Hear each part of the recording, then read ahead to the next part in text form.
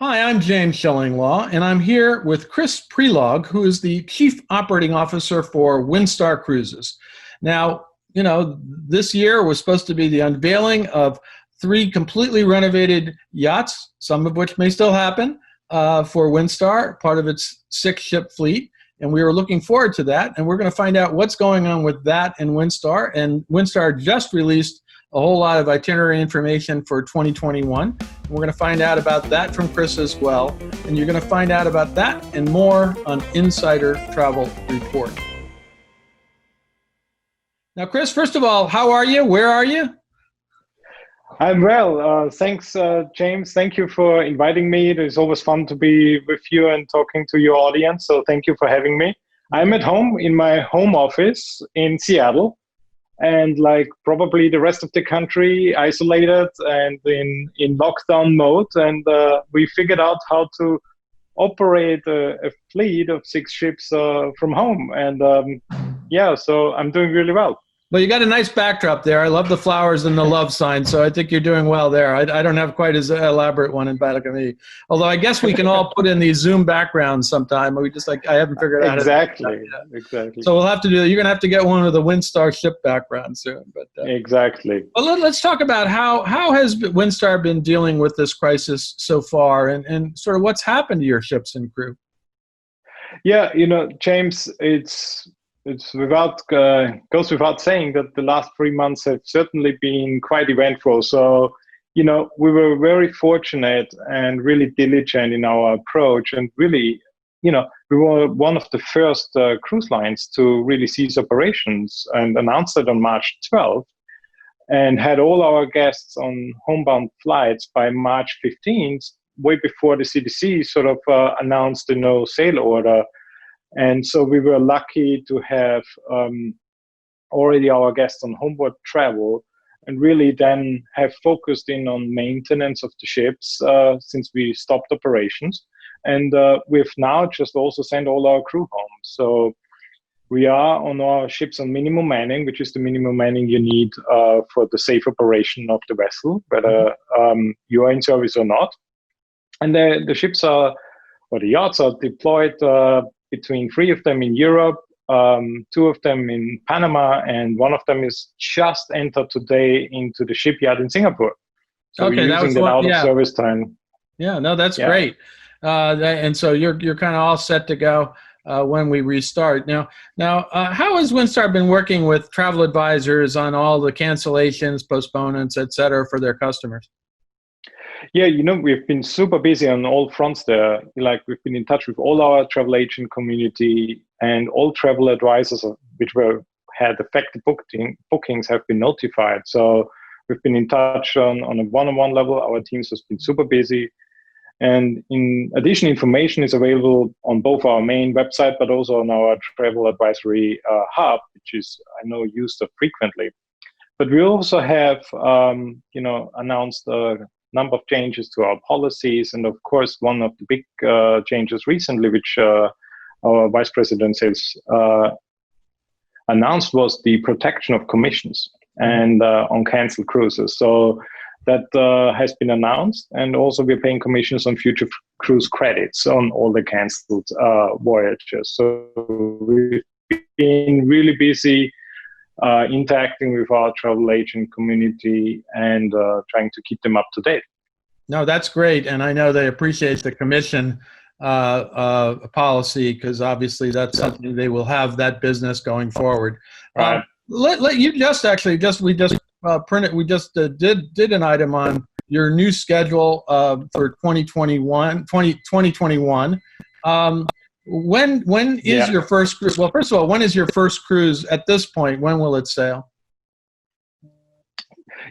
We took some time to think this through and really get a handle on what 2020 is going to look like. And I think every cruise line in the world right now is sort of trying to figure this out. And so we took a fleet approach, and instead of canceling month by month, we sort of said, okay, what's our safest way to bring a yacht back into service, and where would we do it? And so we picked one of our smaller yachts, the Wind Spirit, and we picked the location where we feel quite confident that we can resume operations, and it is the Wind Spirit, and we are aiming at starting operations on September 3rd, which is a charter cruise, and then a regular cruise.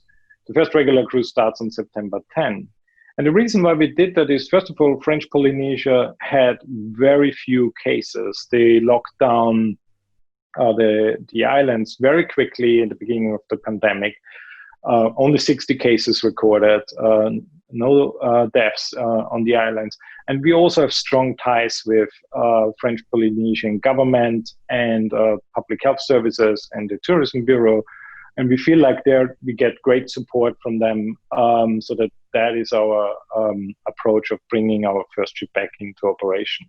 No, that's, again, obviously, Tahiti is such a lousy destination to begin with, too. Yeah. I don't know why you would choose that. I mean, that's, I mean. Exactly, right? As the chief operating officer, I obviously have to oversee the implementation of the first cruise, so I'll go there too. Of course. I mean, you have to make sure everything is right and there are no passenger complaints, exactly. Because there's nowhere to go in Tahiti. So I'm sure that was, and I remember, believe me, when Windstar in an earlier iteration took service out of Tahiti, and everyone was like, all the adherents of Windstar was, why would you do that?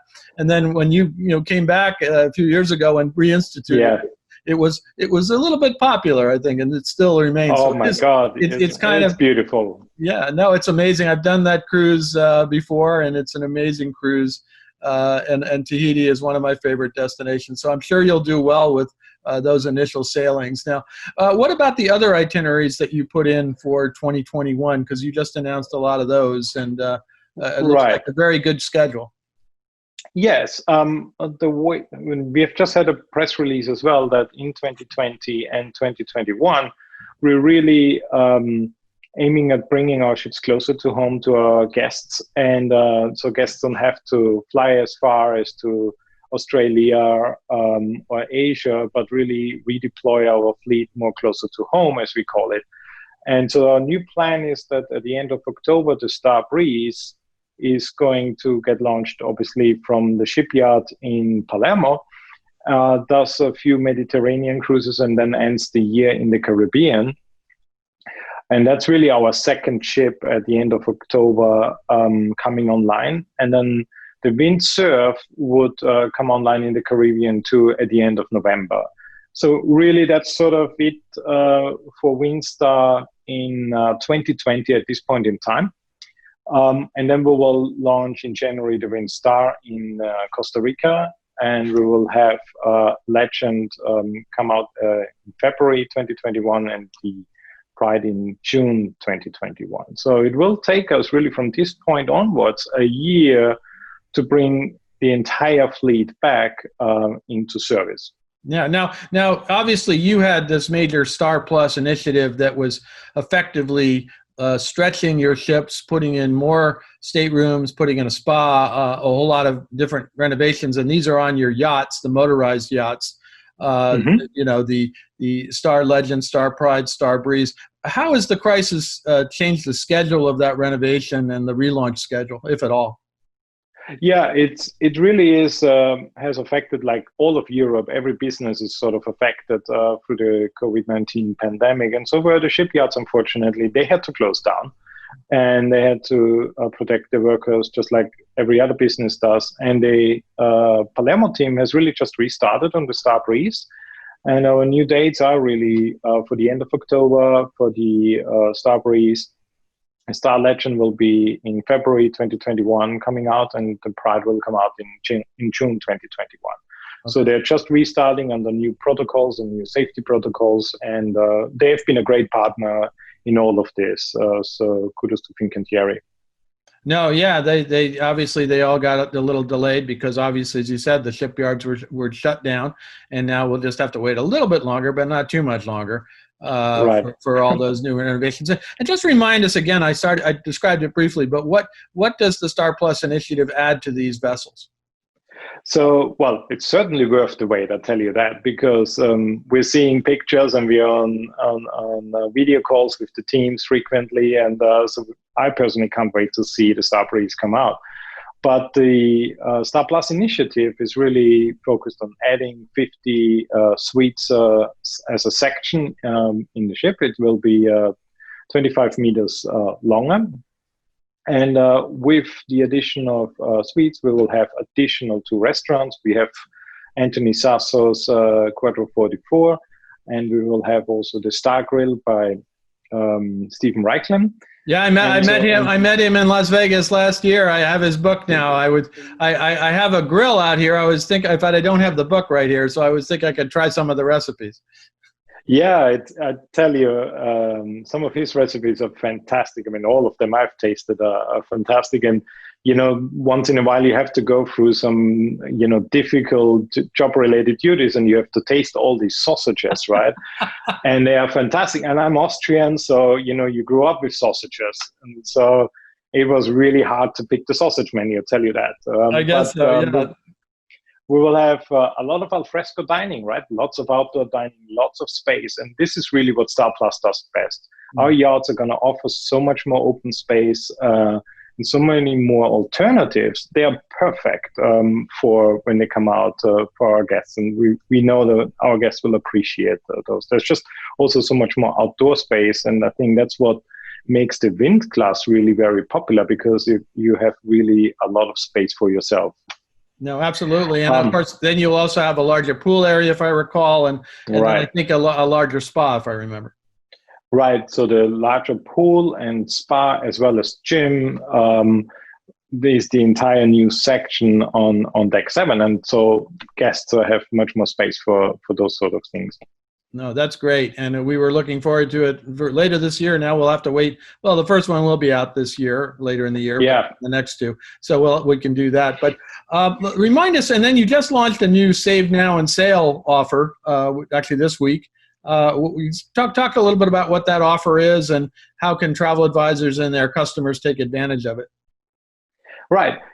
Now through June 4th, so it's only a couple of days left, we have reduced prices on 2021 sailings, and you can get up to $1,000 shipboard credit. And it's a fantastic value. And I'm not allowed to be saying anything else, but stay tuned. There's some additional information coming forth. I've been restricted here, but some of the great values is like with Caribbean cruises starting from $12.99 per guest, or Tahiti. Who doesn't want to go to Tahiti, right? For $13.99 per guests, and in the Med for $15.99. So our Save Now and Sail is really an attractive offer. So hopefully people will pick that up and come on board. No, and obviously some of these destinations are amazing. I can fully vouch for Tahiti, and some of the other ones you have listed is in Costa Rica and other Costa places. Rica. And, just some amazing places. And when I was with you a couple of years ago, we were doing a wonderful cruise out in the Philippines, right. and up to from Singapore to Hong Kong. So that was an amazing cruise that you really were exploring different parts of the world. So hopefully we can get back to that. But in the meantime, sort of closer in stuff. And be honest with you, Tahiti is not that as far as people think. It's about a 7-8 hour trip from LA. Exactly, and it's easy to get to. And again, we are obviously in touch with a lot of our contacts in Tahiti, but we also have good contacts in Tahiti Nui, and they're working on very good protocols themselves when they pick up their service in July.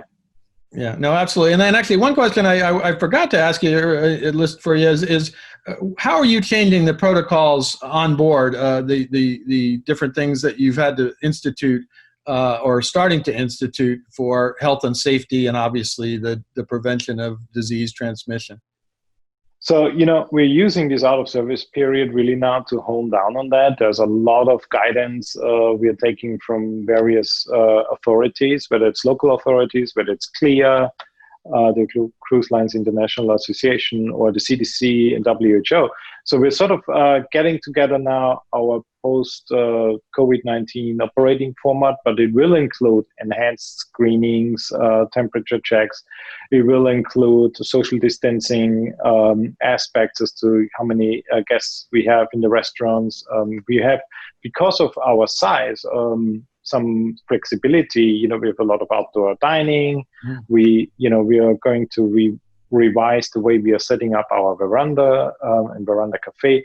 So there's a lot of changes to the food and beverage operations. But in addition, we will also increase our medical staff on board than what we currently have, so that we can track and we can really also keep an eye on our guests and on our crew. So there's a lot of health policies forthcoming. We'll share those in our usual way through the newsletters or the website. And so stay tuned on those. We're finalizing on those. No, that's great. And any other news that we should know about Windstar right now? Obviously, there's a lot going on. You had a lot scheduled for 2020, and now you'll have still that more scheduled for 2020 and even more for 21. Well, I think, with the Wind Spirit now going into dry dock and the Star Plus initiative is steaming forward, so to speak, we're really planning all our strategic changes to be facilitated. So we will execute our programs as they are. Of course, it's a very unfortunate year, and this is not a good year for many companies, but we will see through it, and I believe the fleet will come out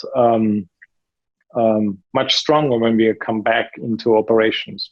No, absolutely. Now, what should travel advisors be doing right now to get ready to sell Windstar? Obviously, you're giving them some very attractive offers that they can relay to their clients, and especially for bookings late 2020 and obviously next year.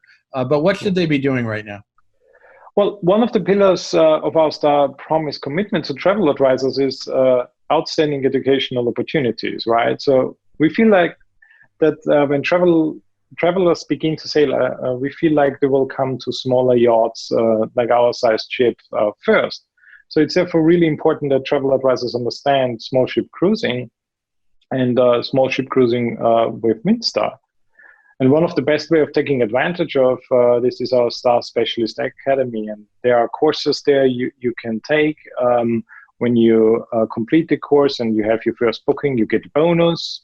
The ones who have done the course can redo it and also be able to get the bonus. And I think it's really an important piece for travel advisor to educate themselves of our new Star Plus initiative. So there will be new content uploaded to the advisory hub of Windstar Cruises. Please familiarize yourself, and I think guests will appreciate the information you get from there. Yeah, well, it's obvious a great time to do that when there is a little downtime, and hopefully they've processed a lot of those rebookings and postponements, and they now have a bit of time. Although I tell you, if they're anything like me, I thought I'd have a little extra time, and it seemed to be busier than ever. And I'm sure you're in the same way, obviously, to reschedule and do all that kind of thing. So it's a crazy time when you think you might have more time, but you might have less. But hopefully they'll have time to get much more familiar with the Star Plus initiative and what else is going on with your fleet, so they can sell it, really start selling it even now. Yeah, and I mean, think about that. And then also we have our travel assurance booking policy, right? You can cancel up to 15 days prior to the cruise and you won't lose any fees. So combine all these items, I think there's great flexibility in the market. There's great potential to sell cruises now. Absolutely, and I know everybody's eager to get back, especially you have in Windstar you have a big following of experienced Windstar cruisers who I know are eager to get back at sea.